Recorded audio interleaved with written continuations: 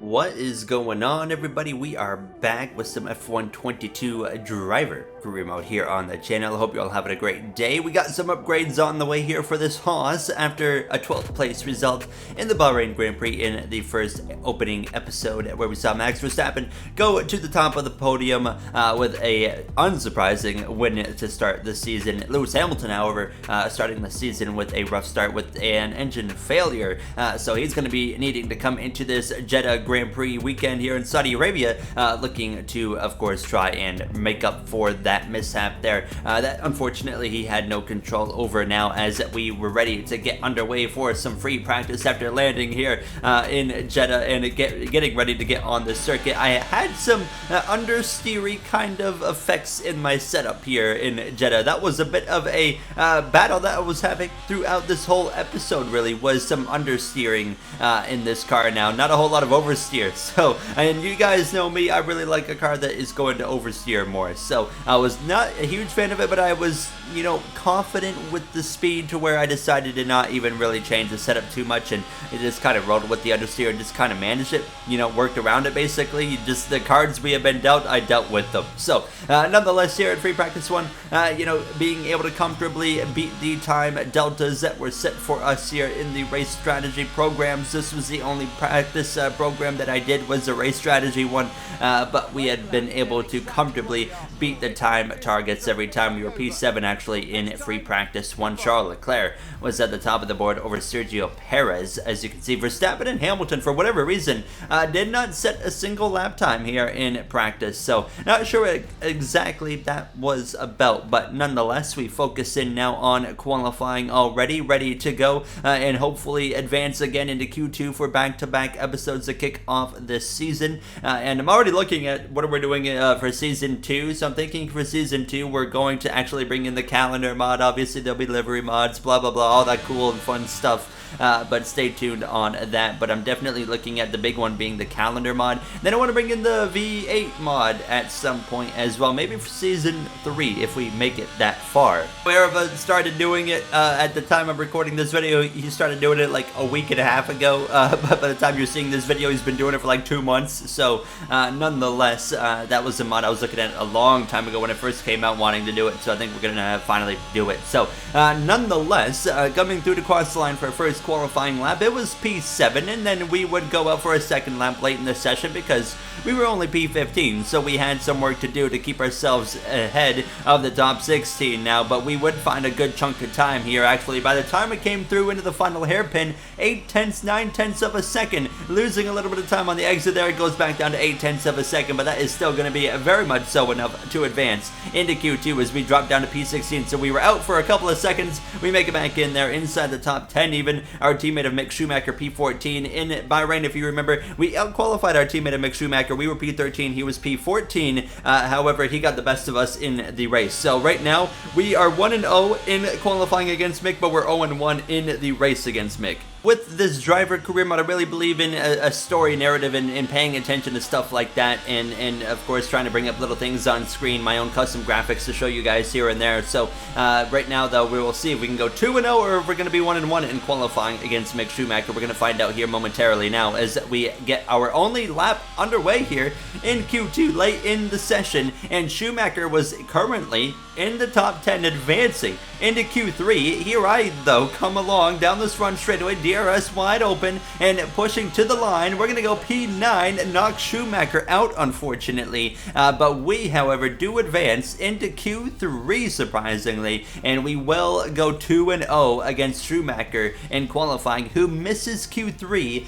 by less than half a tenth of a second. That's how close Schumacher was to advancing into Q3. So it looks like this HAAS has a lot of pace around this Jeddah circuit, but however in Q3 I knew I was probably gonna qualify P10, so I didn't really give it everything I had on the lap. I gave like 95% and made sure I didn't put it in the barrier. So we would come through to cross the line and it would be P10. It was really not much to it here in Q3. We just don't have the pace in the car, but the fact that we made Q3 is quite an extraordinary success mess already here now. As you can see, Perez on pole here in Jeddah over Sainz, Leclerc, Verstappen. The Bahrain GP winner starts down in 4th. Russell, Hamilton 5th and 6th, with Alonso and Ocon up there in 7th, and Nathan Norris and just in front of us as well. As we're going to get ready to go to the grid here, P10 for the pre-show. Let's send it over to Crofty.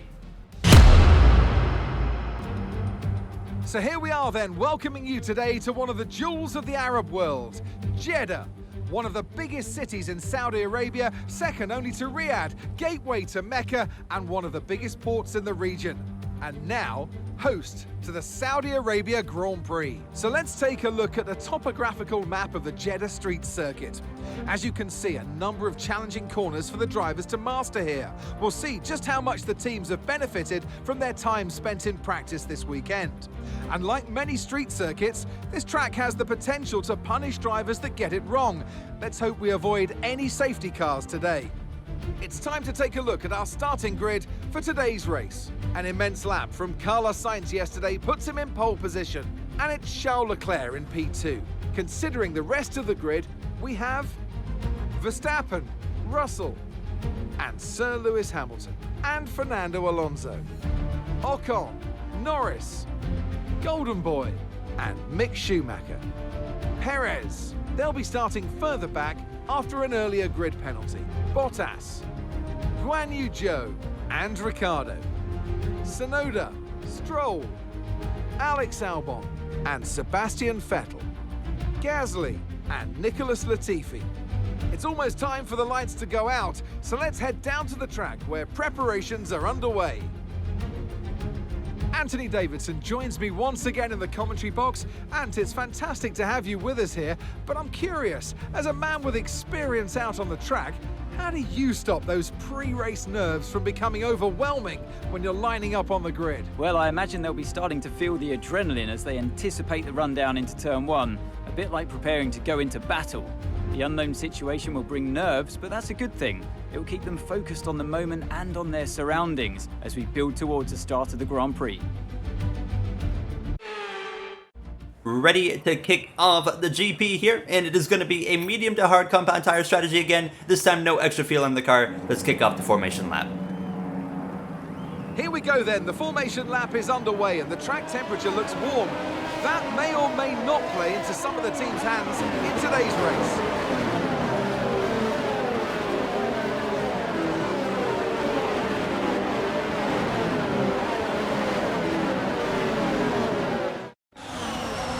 We're almost ready to start the race as the cars take their positions on the grid, with the drivers and teams making their final preparations.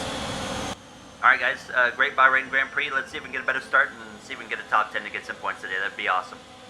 There you hear myself on the radio to the team as we are ready to go. Lights out for our second Grand Prix here in Formula 1. This time Jeddah, the circuit here in Saudi Arabia. Ready to go. Lights out there, as you can see just behind us. Unexpected Sergio Perez with a grid penalty after qualifying on pole. So I actually don't know what happened there. It'd be a little bit early to be swapping out potential engine parts. However, nonetheless, we're ready to go. Lights out here from Jeddah in Saudi Arabia. It's going to be lights out. We are underway, and it's going to be the Ferrari duo with Leclerc, with Carlos Sainz up here in the top 2. And then you have as well have Max Verstappen, who's able to split them both, and Big Sen's in the back already. There you see Lando Norris alongside the Mercedes. Is that going to work out very well? I myself actually had to cut through turn 1 in the background. We'll take a look back at the start as why that happened in a few moments time. But George Russell still side by side with Lando Norris, but it looks like it's going to be Russell coming out on top of that battle, but the damage is done. You see the gap now between Russell and his teammate of Lewis Hamilton up ahead.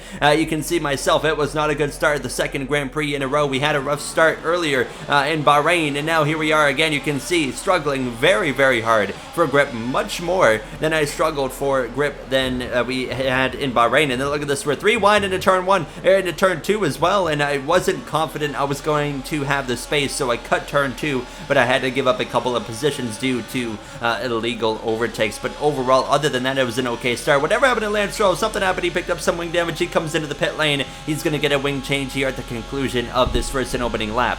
now focusing on trying to close in on the back of Daniel Ricciardo, and that would be made very easy within the lap because there was a massive battle between Esteban Ocon as well as Mick Schumacher, Bottas, Ricciardo, myself, Joe Guan Yu, Yuki Tsunoda right here in the mix. I wasn't wasting time. I said, let's get going here, boys. So I'm going to get to the inside of Ricciardo, and now we're even going to be up the inside of Bottas here into the left and right chicane, fortunately resulting in no damage on either party there, and we're going to be able to pull ourselves out in front of both Ricciardo and Bottas, move up into P11, Schumacher P10. We've talked about the battles between himself and I. Right now we're 2-0 in qualifying, 0-1 in the race, and right now we're trying to make it 1-1 here now as we close in on the back of Schumacher. Lap 4, DRS open at this point here, as he is as well focusing on Ocon. I actually run a little bit wide right there in turn 1, just completely missed the braking zone. A bit of a moment right there with some oversteer, but fortunately we were able to hold on to P11, keep Bottas at bay for now here on lap 4. Into the final hairpin, Schumacher locks up, gives up the position to myself, as well as Bottas it looks like is going to be able to get through as well and move up now into P11. You can see the battle up at the front is continuing though as well. Max Verstappen trying to make a pass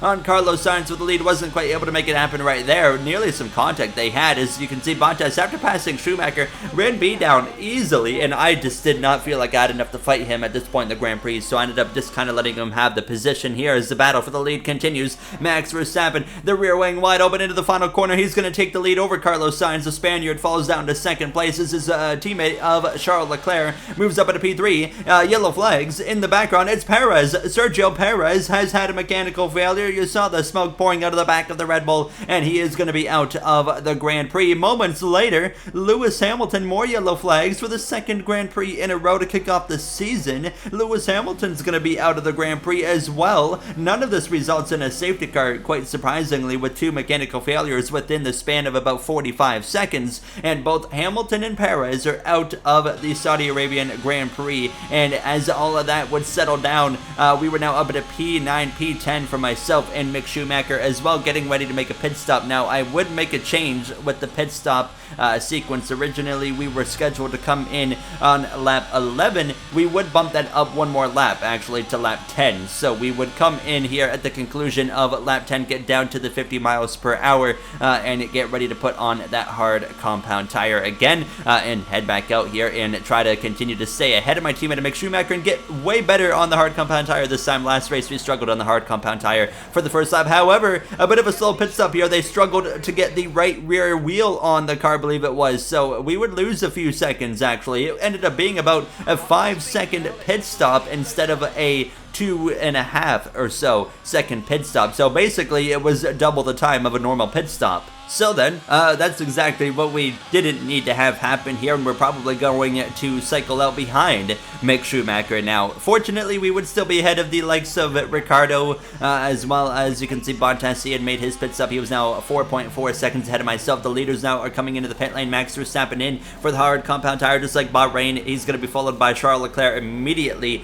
He's a lot closer to Verstappen this time around than he was last time, obviously, in Bahrain. A side-by-side battle here between Esteban Ocon as well as Lando Norris and the McLaren and the Alpine here. They're wheel to wheel through turn 1 and 2. Looks like Norris though is going to come out on top of that battle. Yes, he will, as you can see. Mick Schumacher now exiting the pit lane, and we are sure enough going to come out behind him after that pit stop mishap from the pit crew, and we are over 2 seconds behind him. Now we do have the advantage, of course, of now warmed up hard compound tires, so we should be able to gain a little bit of time this lap, and this is the lap we'll probably gain the biggest chunk of time for the rest of the Grand Prix, but unfortunately I only gained a few tenths of a second. The gap 2.4 seconds here on lap 14 as we are approaching the later stages already of this Grand Prix, which has been a pretty calm Grand Prix so far, aside from the Lewis Hamilton and Sergio Perez mechanical failures within the span of one lap of each other. You can see myself struggling for grip there. The battle continues up front. Now Leclerc with the DRS is able to pass his teammate of Carlos Sainz, move into second place and try to hunt down Verstappen, who's about 4 seconds ahead as we go a little bit through the grid with 10 laps to go in this Saudi Arabian Grand Prix here from Jeddah. And you can see George Russell again, like Bahrain, running 4th place. Lando Norris having a very strong night here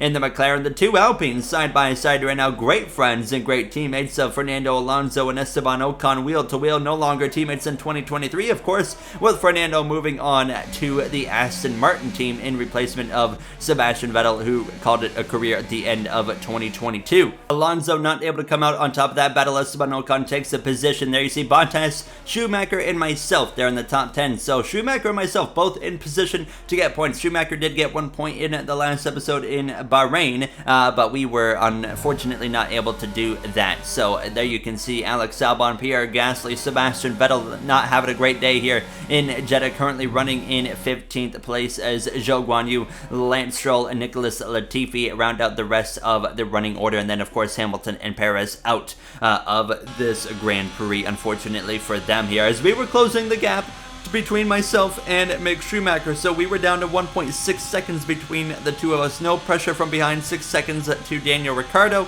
but that gap was continuing to close from myself to Mick Schumacher. 1.4 seconds a gap here now with 6 laps to go. So we're getting closer and closer. We found some more pace than Mick has had in the closing laps. 1.2 seconds with 5 laps remaining in this Grand Prix. You can see in the top right, green, sector 1, sector 2, setting our personal best lap time here on lap 21. And you can see just a little bit closer, lap 22, now within DRS range. If we could just hang in here into the hairpin, yes we do, into the DRS detection point. So now we will have DRS on this front straightaway. So the doors have opened to get closer and closer at a way quicker rate than it already has between myself and Mick. And now we're only going to have 3 laps to make something happen here. So there's not a lot of time to actually get it done. And Mick has been able to pull me in the more downforce focused sections, and I've been able to get closer to him in the high speed focused sections of this circuit. Now, as you can see, Carlos Sainz actually is going to re-overtake Charles Leclerc late in the Grand Prix, coming to the final 2 laps. So Sainz up in the second, Leclerc back down to third. We approached the final lap, and unfortunately we set our personal best lap, but the gap hadn't got much closer. You can see that Schumacher, his rear light is not blinking, so he is not harvesting anything. He is pushing hard, as just like I am here, and unfortunately I'm just not able to get quite close enough, even with the DRS, to be able to make a move on him.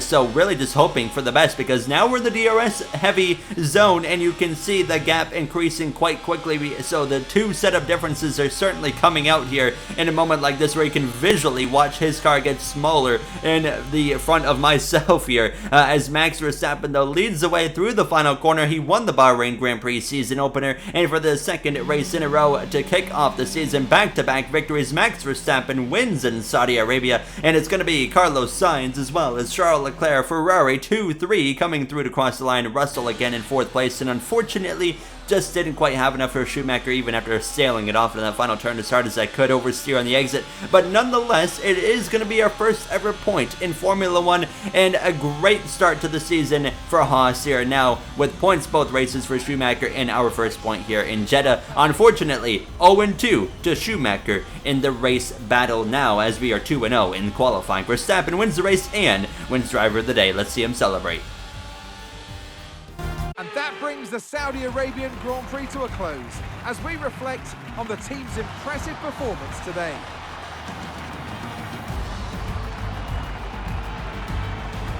And talk to me, what do you think it was that sealed the win for them?